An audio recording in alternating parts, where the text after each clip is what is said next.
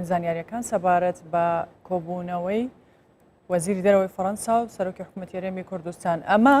چوارەمین جارە کە وەزیری دەرەوەی فەڕەنسا سەردانی عێراق و هەرێمی کوردستان دەکات و لەگەڵ بەرپرسانی باڵای عێراق و هەرێمی کوردستانیش کۆ دەبێتەوە. دوێنێ لەگەڵ سەرۆکی هەرێمی کوردستان کۆبووەوە وەزیری دەرەوەی فەڕەنسا. ئەمڕۆژ وەک لە دیمەنەکانی سەر شاشەی کوردستان 24 دەیبینن کە کەمێک لەمەوبەر گەیشتە لای مەسرور بارزانی سەرۆکوەزیران بە مەبەستی وەکو بڵێسا ئاماژەی بۆ کرد لە دوای نان خواردنی بەیانی کە بڕیارە لەگەڵ سەرۆکی حکوومەت نانی بەیانی بخۆن و دواتریش دەست بە کۆبوونەوەکانیان دەکەن و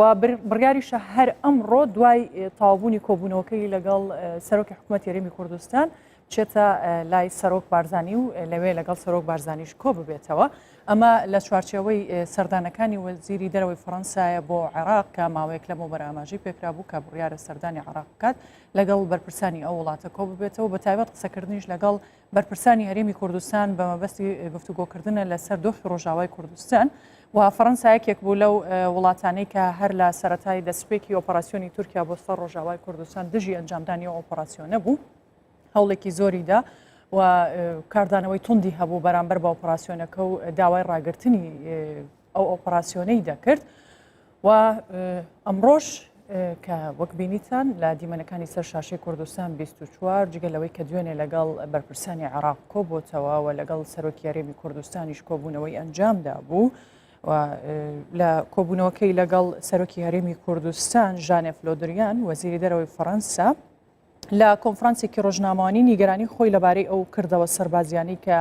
لە سووریا ئەنجام دەدرێت ڕاگەیاند و سەرۆکی هەرێمی کوردستانیش وتی لەگەڵ وەزیری دەرەوەی فەڕەنسا باسییان لە ئۆپەراسیۆنی تورکیا و ڕەوشی سووریا کردووە باسیشان لەوە کردووە کە سەرهەڵدانەوەی داعش هەڕەشەیەکی جددیە و سەرۆکی هەرێمی کوردستان نێچیروان بارزانی سوپاسی فەڕەنساشی کردبوو کە فەڕەنسا یەکێکە لە وڵاتانەی کە بەردەوام لە کاتە سەختەکاندا پاڵپشتی و پشتیوانی هەرێمی کوردستانی کردووە بە تایبەت لە ڕووی هاوکاری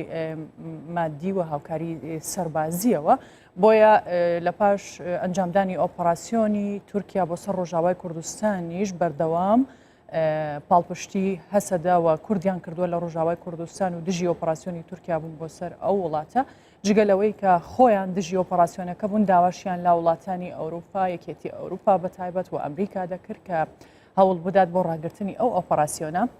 و بە مەبەستی گفتوگۆکردنیش لەگەڵ بەرپرسانی هەرێمی کوردستان لە دوێنێەوە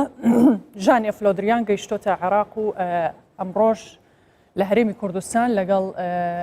مەسرور بارزانی سەرۆکی حکوومەتی هەرێمی کوردستان وەک لە دیمەنەکانی سەر شاشەی کوردستان 24 دەیبینن کە ئێستا کۆبوونەوەکانی نێوان ژانێ فلۆدریان وەزیری دەرەوەی فەڕەنسا و مەسرور بارزانی سەرۆکی حکوومەتی هەرێمی کوردستان دەستی پێکردووە دوایەوەی کە کەمێک لەمەوبەر گەیشتە شوێنی ئەنجامدانی کۆبوونەوە لەگەڵ سەرۆکی حکوومەتی هەرێمی کوردستان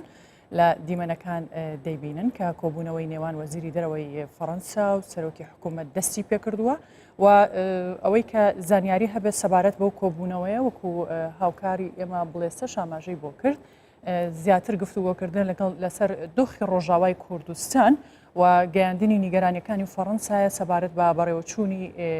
ئۆپەراسیۆنی تورکیا کە هەرچەندە ئاگربەست لە نێوان تورکیا و سووریا ڕاگەیەنراوە بەڵام لەگەڵ ئەوەشدا وەزیری دەرەوەی فەڕەنسا بڕیارە لە کۆبوونەوەی ئەمڕۆی لەگەڵ مەسرور بارزانی سەرۆکی حکوومەتی هەرێمی کوردستان تاوەتوی ڕۆژی ڕۆژاوای کوردستان بکەن و مەترسیەکانی سەرهەڵدانەوەی داعش بە تایبەت لە دوایەوەی کە یەکێک لە هەڕەشە جددیەکانی ئەنجامدانی ئۆپەراسیۆنە ئەوە بوو کە ئەگەری گەڕانەوەی داعش بوو لە سووریا و عێراق بە تایبەتی